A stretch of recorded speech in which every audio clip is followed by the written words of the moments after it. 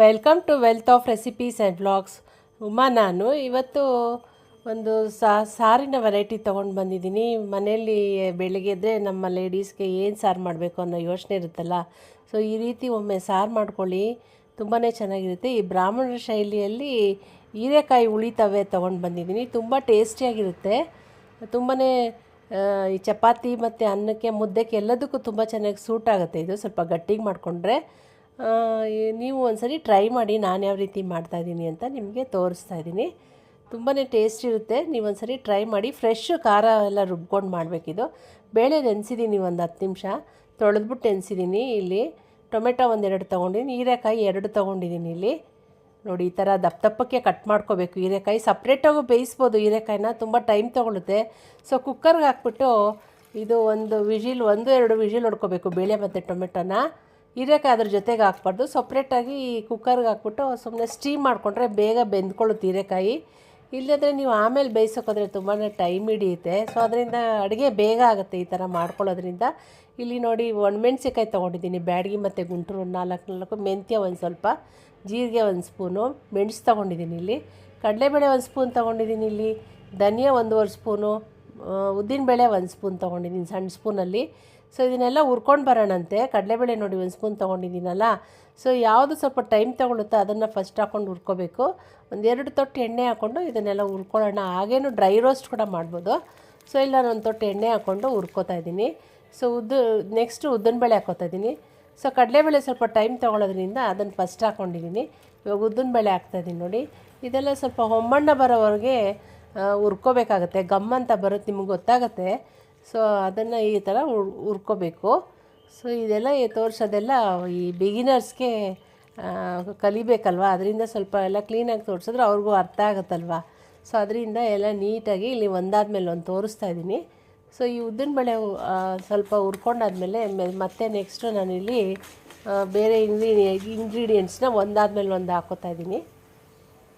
ಮೆಂತ್ಯ ನೋಡಿ, ಮೆಂತ್ಯ ಹಾಕೋದ್ರಿಂದ ತುಂಬಾ ಪರಿಮಳ ಚೆನ್ನಾಗಿರುತ್ತೆ ಸಾಂಬಾರಲ್ಲಿ. ಇದು ಮೆಣಸು, ಕಾಳು ಮೆಣಸು ಒಂದು 8-10 ಹಾಕ್ಕೋತಾ ಇದ್ದೀನಿ. ಸೊ ನೀವು ಎಷ್ಟು ಮಾಡ್ತೀರೋ ಅದಕ್ಕೆ ಅನುಗುಣವಾಗಿ ಮಾಡ್ಕೋಬೇಕು. ಇಲ್ಲಿ 1.5 ಸ್ಪೂನು ಧನಿಯಾ ತೊಗೊಂಡಿದ್ದೀನಿ. ಇಲ್ಲಿ ಸೊ ಜೀರಿಗೆ ಸ್ವಲ್ಪ ತೊಗೊಂಡಿದ್ದೀನಿ ನೋಡಿ. ಸೊ ಬ್ಯಾಡಗಿ ಮತ್ತು ಗುಂಟೂರು ತೊಗೊಂಡಿದ್ದೀನಲ್ಲ, ಅದು ಈ ಹಂತದಲ್ಲಿ ಹಾಕ್ಕೊಂಡು ಎಲ್ಲನೂ ಸ್ವಲ್ಪ ಕಲರ್ ಚೇಂಜ್ ಆಗೋವರೆಗೂ ಸ್ವಲ್ಪ ಹುರ್ಕೋಬೇಕು. ಸೀದೋಗಬಾರ್ದು, ಇದು ಹುರಿದಿರೋದು ಟೇಸ್ಟ್ ಹೊಟ್ಟೋಗ್ಬಿಡುತ್ತೆ ಸೀದ್ಬಿಟ್ರೆ. ಅದರ ಪರಿಮಳ ಹಾಗೆ ಉಳಿಸ್ಕೋಬೇಕು ನಾವು. ಅದರಿಂದ ಜಾಸ್ತಿ ಹುರಿಯೋಕ್ಕೆ ಹೋಗ್ಬಾರ್ದು, ಲೋ ಟು ಮೀಡಿಯಮಲ್ಲೇ ಹುರ್ಕೋಬೇಕು. ನೋಡಿ, ಬೇಳೆ ಬೆಂದಿದೆ. ಇಲ್ಲಿ ಹೀರೆಕಾಯಿ ಕೂಡ ಬೇಯಿಸ್ಕೊಂಡಿದ್ದೀನಿ. ಸೊ ಇದೆಲ್ಲ ಸಪ್ರೇಟಾಗಿ ಬೇಯಿಸ್ಕೊಳ್ಬೇಕು, ಇಲ್ಲದೇ ಬೆಂದೋಗ್ಬಿಡುತ್ತೆ ಹೀರೆಕಾಯಿ ನೀವು ಬೇಳೆ ಜೊತೆ ಹಾಕಿದ್ರೆ. ಅದರಿಂದ ಸೊ ನಿಮಗೆ ತುಂಬ ಮಸಿ ಬೇಕು ಅಂದರೆ ಒಂದು 4-5 ವಿಜಿಲ್ ಮಾಡ್ಕೊಳ್ಳಿ. ನಮಗೆ ತುಂಬ ಬೆಂದೋದ್ರೆ ಇಷ್ಟ ಆಗೋಲ್ಲ. ಸೊ ಅದಕ್ಕೆ ಈ ಹಂತದಲ್ಲಿ ನಾನು ಬೇಯಿಸ್ಕೊಂಡಿದ್ದೀನಿ ಅಷ್ಟೇ. ಸೊ ಹೀರೆಕಾಯಿ ಕೂಡ ನೋಡಿ ಆಗಿದೆ. ಇದು ಹದವಾಗಿ ಬೆಂದಿದೆ, ಬೆಂದೋಗಿಲ್ಲ, ಅದು ಕರೆಕ್ಟಾಗಿ ಬೆಂದಿದೆ ಅದು. ಸೊ ಇಲ್ಲಿ ಒಂದು ರುಬ್ಕೊಂಡು ಬರೋಣ ಮಸಾಲಾನ. ಹುರಿದಿದ್ನಲ್ವ, ಅದನ್ನೆಲ್ಲ ಮಿಕ್ಸಿ ಜಾರ್ಗೆ ಹಾಕ್ಕೋತಾ ಇದ್ದೀನಿ. ತಣ್ಣಗಾಗಬೇಕು, ಬಿಸಿ ಹಾಕೋಕ್ಕೆ ಹೋಗ್ಬಾರ್ದು. ಸೊ ಇಲ್ಲಿ ತೆಂಗಿನಕಾಯಿ ತೊಗೊಂಡಿದ್ದೀನಲ್ಲ, ಒಂದು ಅರ್ಧ ಹೋಳು ತೊಗೊಂಡಿದ್ದೀನಿ. ಸೊ ಇದನ್ನು ಕೂಡ ಎಲ್ಲ ರುಬ್ಕೊಂಡು ಬರಬೇಕು. ತುಂಬ ಗಂಧ ಥರನೂ ಬೇಡ, ಸ್ವಲ್ಪ ತರಿ ಇದ್ದರೆ ಓಕೆ. ಸೊ ನೀರು ಹಾಕ್ಕೊಂಡು ಎಷ್ಟು ಬೇಕೋ ಅಷ್ಟು ನೋಡಿ ರುಬ್ಕೊಂಡು ಬರಬೇಕು.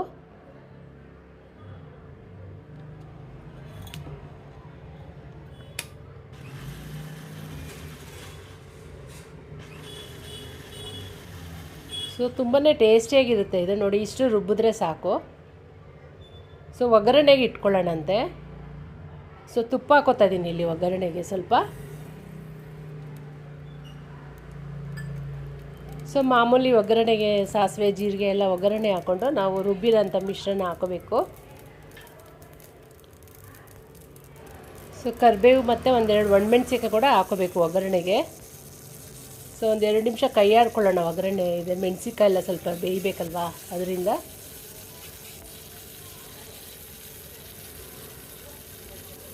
ಸೊ ಈ ಹಂತದಲ್ಲಿ ಹಿಂಗೆ ಹಾಕ್ಕೊಳ್ಳೋಣ ಸ್ವಲ್ಪ.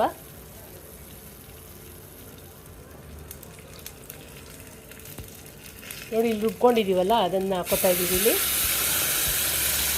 ಸೊ ನೀರಿನ ಕನ್ಸಿಸ್ಟೆನ್ಸಿ ನಿಮ್ಗೆ ನೋಡ್ಕೊಂಡು ಹಾಕ್ಕೊಳ್ಳಿ. ತವೆ ಸ್ವಲ್ಪ ಗಟ್ಟಿಗಿದ್ರೆ ಚೆನ್ನಾಗಿರುತ್ತೆ. ಸೊ ಒಗ್ಗರಣೆ ಹೆಂಗೂ ಹುರಿದಿದ್ದೀವಿ, ಅಷ್ಟೊಂದೇನು ಒಗ್ಗರಣೆಯಲ್ಲಿ ಬೇಯೋದು ಬೇಕಾಗಿಲ್ಲ ಮಸಾಲ. ಸೊ ಇಲ್ಲಿ ನೋಡಿ ರುಬ್ಬಿದ್ದು ಬೇಯಿಸಿದ್ವಲ್ಲ ಬೇಳೆ ಮತ್ತು ಟೊಮೆಟೊ, ಅದನ್ನು ಹಾಕ್ಕೋತಾ ಇದ್ದೀನಿ.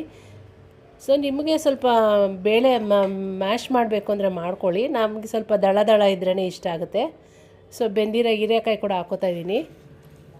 ಇಲ್ಲಿ ಒಂದು 2 ಹೀರೆಕಾಯಿ ತೊಗೊಂಡಿದ್ನಲ್ವ ಅದು. ಸೊ ಇದರಲ್ಲಿ ಹೀರೆಕಾಯಿನ ಬೇಯಿಸ್ಕೊಂಡು ಕೂತ್ಕೊಂಡ್ರೆ ನಿಮ್ಗೆ ಒಂದು 10 ನಿಮಿಷ ಆದರೂ ಬೇಕಾಗುತ್ತೆ ತವೆ ಮಾಡೋದಕ್ಕೆ. ಅದರಿಂದ ಸ್ಟೀಮ್ ಮಾಡ್ಕೊಂಡ್ಬಿಟ್ರೆ ಬೆಂದಿರುತ್ತಲ್ವ ಹೀರೆಕಾಯಿ, ಸುಲಭನೇ ಆಗುತ್ತೆ ನಿಮಗೆ ಸಾರು ಅಥವಾ ತವೆ. ನೋಡಿ ಈ ಕನ್ಸಿಸ್ಟೆನ್ಸಿ ನಮಗೆ ಸಾಕು. ನಿಮಗೆ ಇನ್ನೂ ಸ್ವಲ್ಪ ನೀರು ಬೇಕು ಅಂದರೆ ನೋಡಿ ಹಾಕ್ಕೊಳ್ಳಿ. ತವೆ ಸ್ವಲ್ಪ ನಾನು ಹೇಳ್ದಂಗೆ ಗಟ್ಟಿನೇ ಇರಬೇಕಾಗುತ್ತೆ. ಸೊ ರುಚಿಗೆ ತಕ್ಕಷ್ಟು ಉಪ್ಪು ನಾನು ಯಾವ ಹಂತದಲ್ಲೂ ಉಪ್ಪು ಹಾಕಿಲ್ಲ, ಇವಾಗಲೇ ಹಾಕ್ತಾ ಇರೋದು ಉಪ್ಪು. ಹೀರೆಕಾಯಿ ಬೇಯೋದು ಕೂಡ ಹಾಕಿಲ್ಲ ನಾನು ಉಪ್ಪನ್ನ. ಸೊ ಇಲ್ಲೇ ಹಾಕ್ತಾ ಇರೋದು. ಇವಾಗ ಕೊತ್ತಂಬರಿ ಸೊಪ್ಪು ಹಾಕಿ ಸ್ವಲ್ಪ ಜಾಸ್ತಿನೇ ಹಾಕಿದ್ರೆ ಚೆನ್ನಾಗಿರುತ್ತೆ ಕೊತ್ತಂಬರಿ ಸೊಪ್ಪು. ಸೊ ಇಲ್ಲಿ ಹುಳಿ ತವೆ ಆಗೋದ್ರಿಂದ ಹುಣಸೆ ಹಣ್ಣಿನ ರಸ ಹಾಕೋದು ಇಂಪಾರ್ಟೆಂಟು. ಸೊ ನಾನಿಲ್ಲಿ ಒಂದು ಸಣ್ಣ ನಿಂಬೆಹಣ್ಣು ಗಾತ್ರ ರಸ ತೆಗೆದು ಇಟ್ಕೊಂಡಿದ್ದೀನಿ. ಹುಳಿ ನೋಡ್ಕೊಂಡು ಹಾಕೋಬೋದು, ಅದೇನು ತೊಂದರೆ ಇಲ್ಲ. ಸೊ ಇಲ್ಲಿ ಕುದಿಯೋಕ್ಕೆ ಬಿಡ್ತಾಯಿದ್ದೀವಿ ನೋಡಿ. ಇಲ್ಲಿ ಸ್ವಲ್ಪ ಬೆಲ್ಲ ಹಾಕೋತಾ ಇದ್ದೀವಿ. ಬೆಲ್ಲ ಹಾಕ್ಕೊಳ್ಳೋದ್ರಿಂದ ಈ ಉಪ್ಪು ಹುಳಿ ಖಾರ ಎಲ್ಲ ಚೆನ್ನಾಗಿ ಹೊಡೆಯುತ್ತದು, ಟೇಸ್ಟು ತುಂಬ ಚೆನ್ನಾಗಿರುತ್ತೆ. ಈ ತವೆ ಮತ್ತು ಗೊಜ್ಜಿಗೆಲ್ಲ ಸ್ವಲ್ಪ ಬೆಲ್ಲ ಹಾಕಿದ್ರೆ ಟೇಸ್ಟು ತುಂಬ ಚೆನ್ನಾಗಿರುತ್ತೆ.